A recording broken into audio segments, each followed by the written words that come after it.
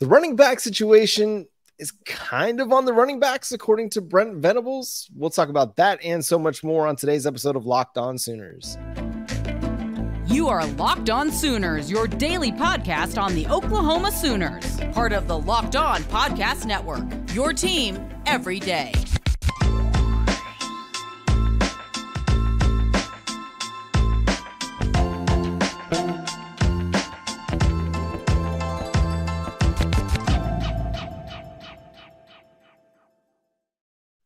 What's up, Sooner Nation? Welcome to Locked On Sooners, and thank you for making Locked On Sooners your first listen every single day.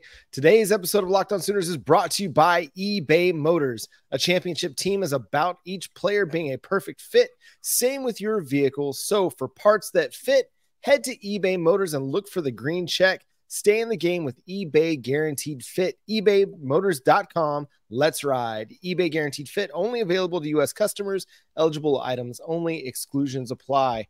Thank you for joining us. My name is John Williams. You can follow me on Twitter at John9Williams. This is Josh Helmer.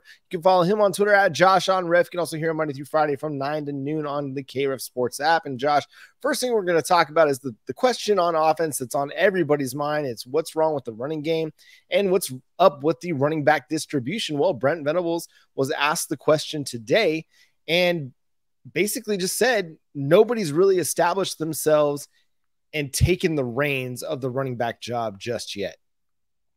And probably everybody not named Gavin Sawchuk, and not saying that Gavin Sawchuk necessarily should, but and not saying that Gavin Sawchuk's health hasn't been a factor in him not having been given that chance either, but kind of out of the four names that we thought had a legitimate chance at this thing, John, three of them in Jovantae Barnes a couple of times being your leading carrier, and then Major and Tawee Walker, every one of those three has had a chance to kind of go earn the gig. I've told you that, to me right now, based on what we've seen through the season's first third, I feel like Tawee Walker has been the most consistently productive for Oklahoma. But obviously the coaching staff has evaluated this situation to this point and feels like nobody's, again, taken it and established themselves as really the number one guy.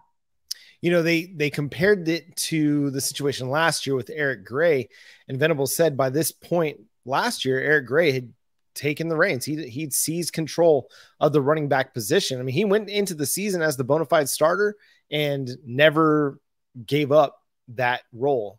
It was the guys behind him. It was Marcus Major and Jovantae Barnes fighting it out for those second string carries.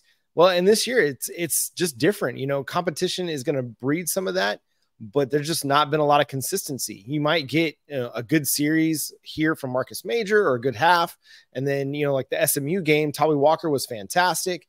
But again, it took 2 more games for him to get back a significant role. And then he was just kind of okay, as a lot of the running game was in the first half against Cincinnati.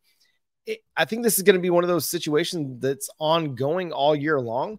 I don't know if we're going to have a definitive answer at any point in time, but maybe we will. Maybe one of those guys just says, nope, this job is mine, and he doesn't let go of it. DeMarco Murray talked about at OU Media Day that he wants somebody to be the bell cow back for this team.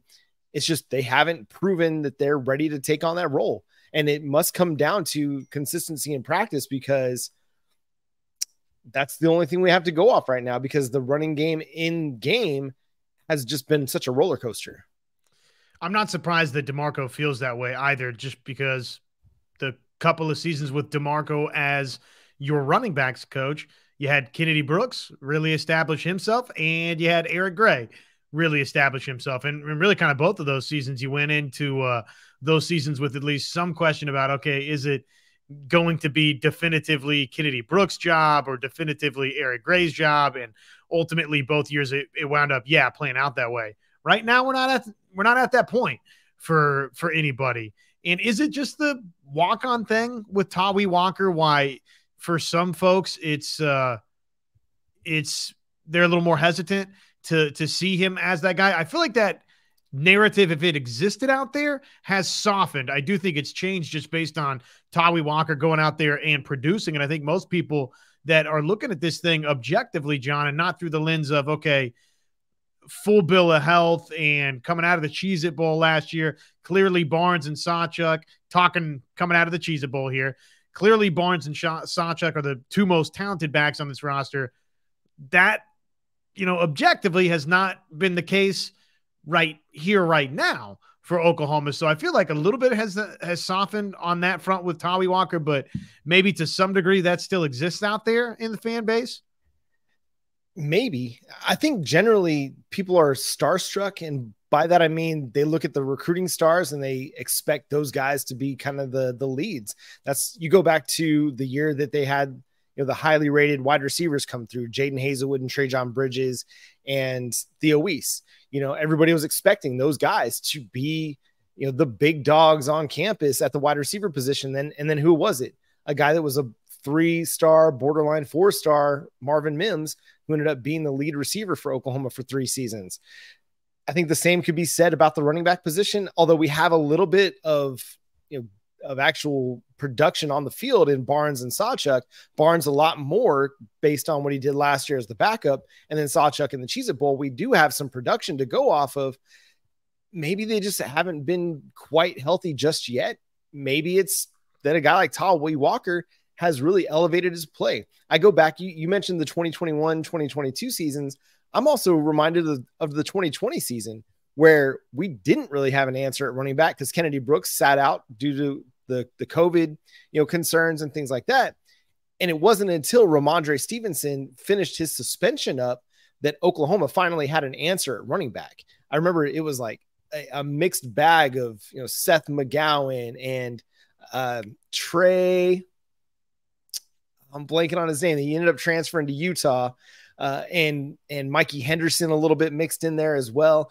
But it wasn't until Ramondre got back in the fold that you had somebody that took control of the running back position, and Oklahoma's run game just took off at that point.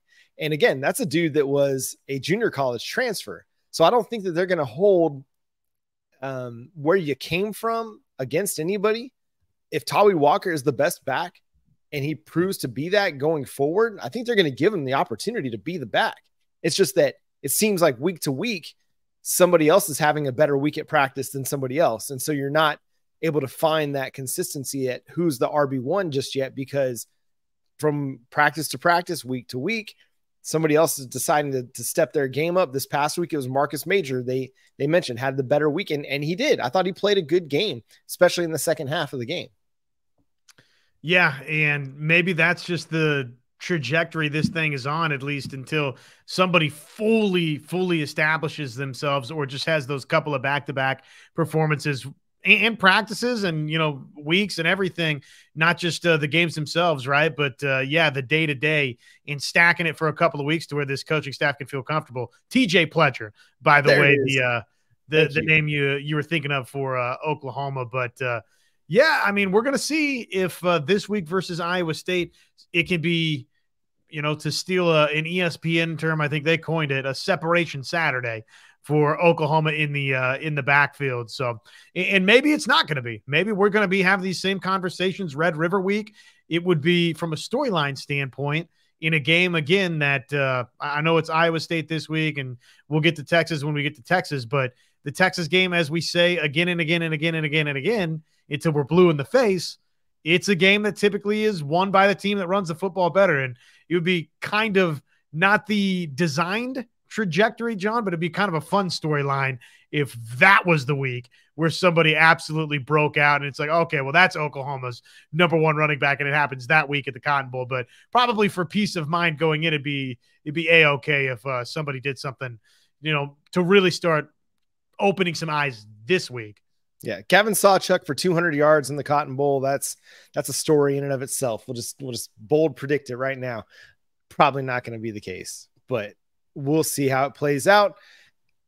Just got to be more consistent. And I think the other thing that was mentioned in the press conference is just the guys doing the little things right, and when the blocking is there for them, using the blocking to their advantage and actually making plays because the blocking helps out. There were cases against Cincinnati where that wasn't necessarily the case. So we'll see how this unfolds.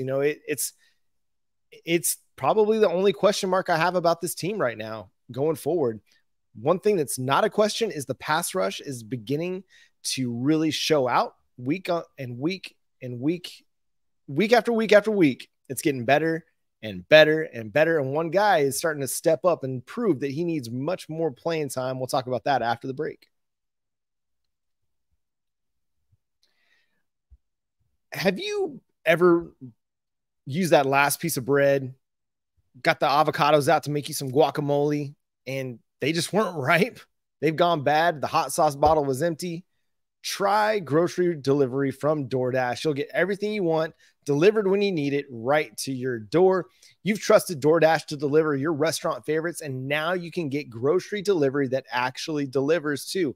With thousands of grocery stores to choose from, you'll find the best in your neighborhood and boost your local economy with each and every order. You'll get exactly what you ordered, or they'll make it right. Sit back and enjoy your quality groceries just like you picked them for yourself. Want even more value? You can save on all your grocery and restaurant favorites with a $0 delivery fee on eligible orders with a Dash Pass membership. With easy substitutions right in the app and best-in-class customer support, DoorDash delivers groceries exactly how you want it. Get 50% off your first DoorDash order up to a $20 value when you use code LOCKEDONCollege at checkout. Limited time offer, terms applies. That's a 50% off up to $20, no minimum subtotal, and zero delivery fees on your first order when you download the DoorDash app in the App Store and enter code LOCKEDONCollege. Don't forget that's code LOCKEDONCollege for 50% off your first order with DoorDash. Josh, the man of the weekend, a guy who had a fantastic day again for the Oklahoma Sooners, and that's the ascending true freshman, 5-star defensive end, Adepoju Adebawore. Here's what Brent Venables had to say at the Rudy's Barbecue Coaches Show on Monday night, courtesy here of Sooner Sports. Well, I was on the plane, and I'm watching some of the game. You got, your computer, and you're watching the game, and, man, I pause it, and I'm like, I go find Coach Chavis, and I'm like, hey, PJ's got to play more. And he said, Coach, he played 23 snaps, and he played the second most snaps of any of the guys. I'm like, oh, okay, all right. So he did play more. I just wanted more than that. So Adepoju Adebawore played, according to Pro Football Focus, played 22 snaps. I think they had him at 23, and was third in defensive end snaps behind Ronald Bothroyd and Ethan Downs. Now, they might have been considering Ronald Bothroyd an inside-outside guy, and so he was second behind Ethan Downs. But let me just throw a few numbers at you, Josh, or just the idea. His pass rush win rate right now is 20.8%. That means 1 out of every 5 pass rush attempts, PJ is beating his blocker. Now, it's not always creating pressure, but he's beating his blocker. He's getting a win there. That is number 1 on the Oklahoma Sooners among players that have more than 5 pass rush attempts. That's number 3 in the Big 12 among players with at least 31 pass rush attempts in 2023. This is a dude that's already ascending. We've gotten to see Jackson Arnold. We know Jackson Arnold's going to be sitting behind Dylan Gabriel, barring anything unforeseen. Peyton Bowen's already factored into the safety rotation very heavily, factored in at Cheetah. PJ, it's time to start seeing a healthy dose of snaps for this guy at defensive end. Totally agree. And I love that Brent Venables is open and honest enough to say, yeah, I got to stop this tape, and I got to go find Mr. Chavis right now, and I need to let him know while I'm thinking of it. Hey, PJ, can we get this young man some more snaps? And he's been on that upward trajectory via Pro Football Focus. I mean, you obviously ran down the pass rushing win rate numbers and all of that statistically from Pro Football Focus looks great. Just the snap count numbers, though, has doubled the last couple of weeks. So Arkansas State, he was down via PFF for 11 snaps. SMU, it was 11. Tulsa, 23. Cincinnati, 22. So the last couple of weeks, it's doubled for PJ Adebawore and Oklahoma. And now it might be time to go ahead and add 15, 20 more to that 22, 23 you got each of the past couple of weeks for PJ Adebawore, because frankly, I mean, this is something that, again, run defense has clearly taken a big time step forward. And, the TFL numbers look great. Danny Stutzman, I was looking at it earlier today, John. He had Danny Stutzman did, I want to say 10 and a half TFLs a season ago. He's got 8 already so far this season. So, I mean, there's a number of different areas you can look at this defense individually for Stutzman or across the board. TFLs, run defense. I mean, it's clearly better. Total defense, scoring defense is great nationally for Oklahoma. And yet, one area, again, that we've talked about is get to the quarterback.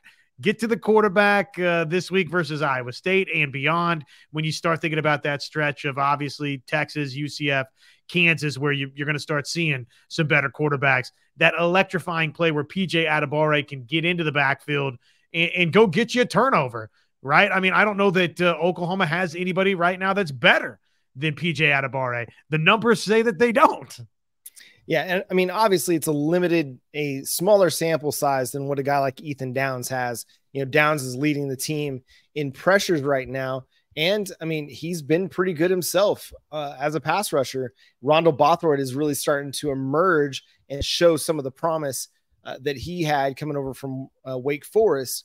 But, you look at a guy like Ethan Downs, his pass rush win rate is 15.1%. Trace Ford, he's been really good at times throughout the season as well. He's at 18.2%. What's amazing to me is a guy like PJ, who, again, true freshman, only in his 4th game with the Oklahoma Sooners, and he's leading the team in pass rush win rate. That's incredible, and that just shows what kind of a trajectory this guy's on. Brent Venables was asked by Toby Rowland, your colleague over there at the Ref. He was asked, who does he remind you of? And Venables mentioned Clelin Ferrell. Clelin Ferrell from Clemson was the number 4 overall pick his year in the draft. That is very high praise for a guy that's only played 4 games right now. And he even said PJ runs better. He's more athletic, but body style, they were similar. And so this dude is on a incredible trajectory. And I think even Brent Venables in his press conference today kind of called out the recruiting guys and said, you guys were a little bit late to the party on the 5-star status. He was very underrated, even as a 4-star player. So I think he's going to continue to get more and more reps as he proves that he can handle them. And I think that's only going to benefit the Oklahoma Sooners. Now, R. Mason Thomas is probably going to be back sooner rather than later, so that might eat into some of the defensive end snaps as well. But I just don't know how you can keep him off the field anymore.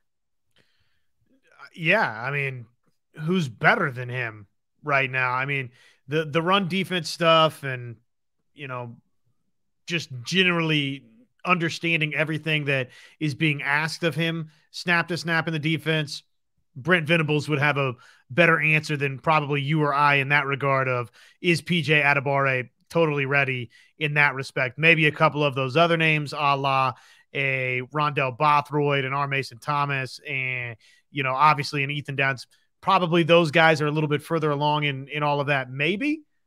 But, we're basically coming off the end of last season where Brent Venables came out and said, probably should have played the young guys a little bit more. So even if there's a growing pain or two that you have to stomach along the way, John, the trade-off for what he brings in the pass rushing department, it might outweigh any of that.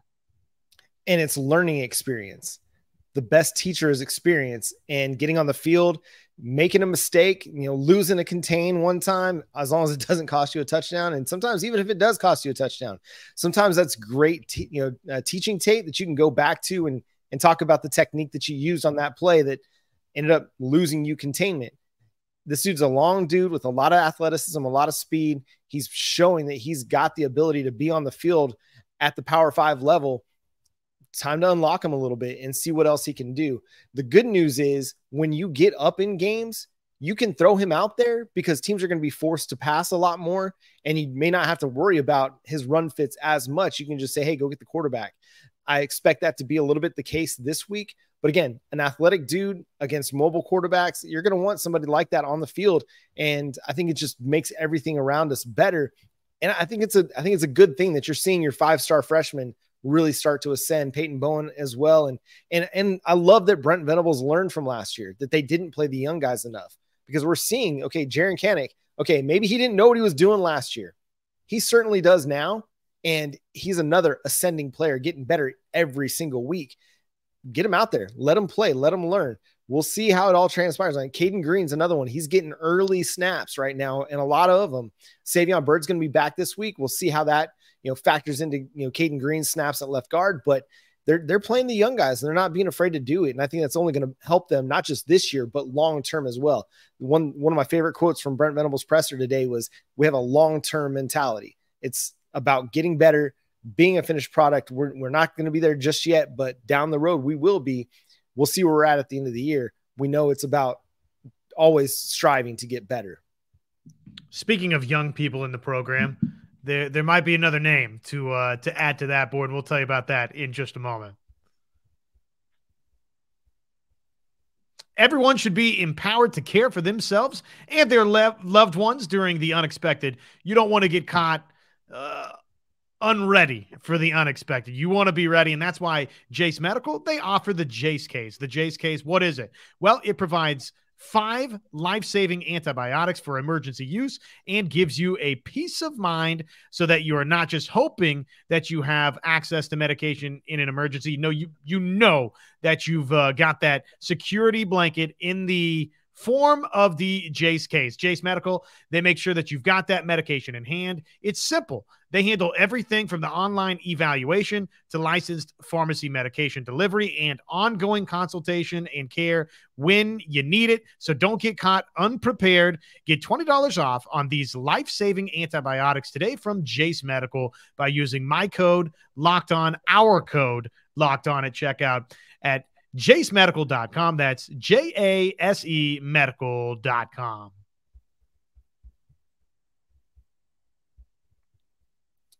The Oklahoma Sooners are still working to finish and finalize that 2024 recruiting class.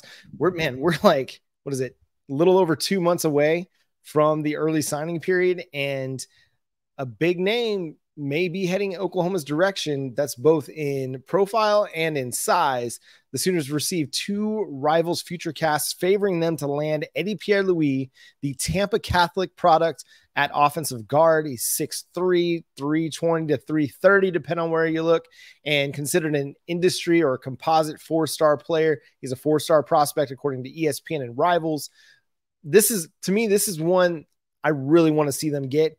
The dude moves really, really well for a guy his size. He's very athletic. He's quick. He's a pure interior offensive lineman. When we talked with Brian Smith, our recruiting analyst for the Locked On Network, who's based out of Florida, very much in tune with everything that's going on in Florida. He loves the kid. He thinks he's got, really great potential, could potentially be an NFL player one day because he's already got the size to work with. Just got to work on fine-tuning everything else that it takes to play offensive guard.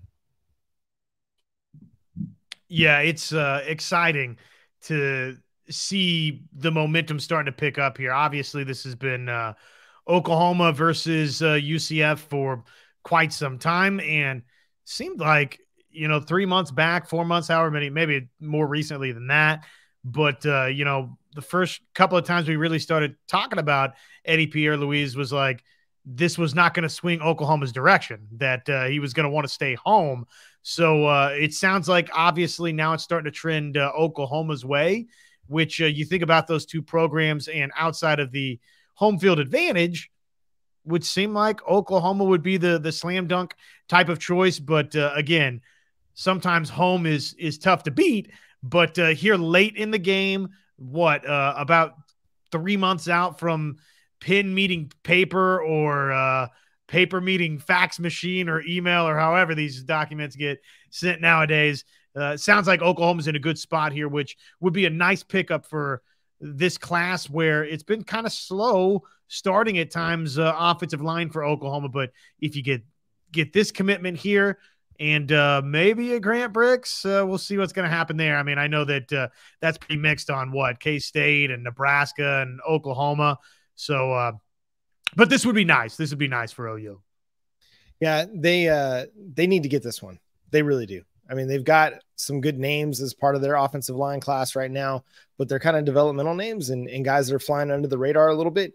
But you get a guy like this, again, who is a legit interior offensive lineman. He's not a tackle that you're having to force into play guard. He's a guard. I mean, he's a legit guard that's got guard body, guard movement skills, a lot of experience playing guard at a really good program in Tampa Catholic, which former teammate of his, Lewis Carter, part of the Oklahoma Sooners team, gets to be in his ear a little bit. Big time recruiting weekend that's coming up.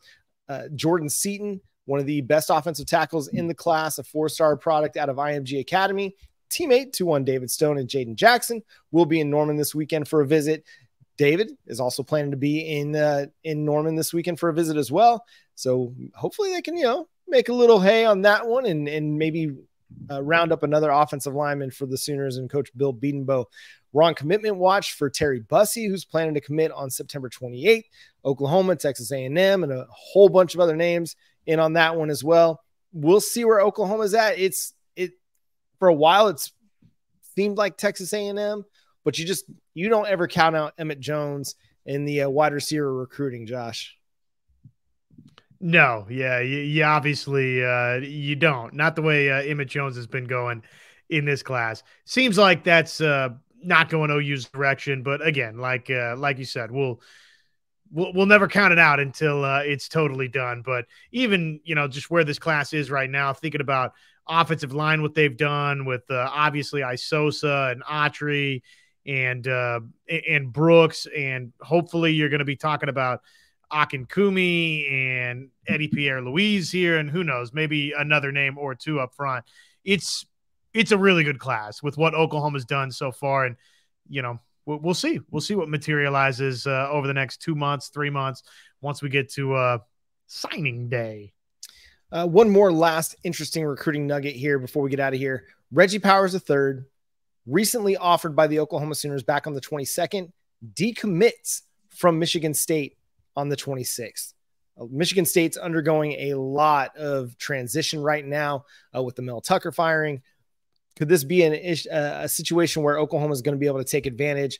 Reggie Powers is a 4-star player in the 247 Sports Composite out of Dayton, Ohio, a 6'1", 200-pound safety. It'll be interesting to see where that goes. He's going to have offers. He got all the Big Ten offers, Big Ten, Upper Midwest offers.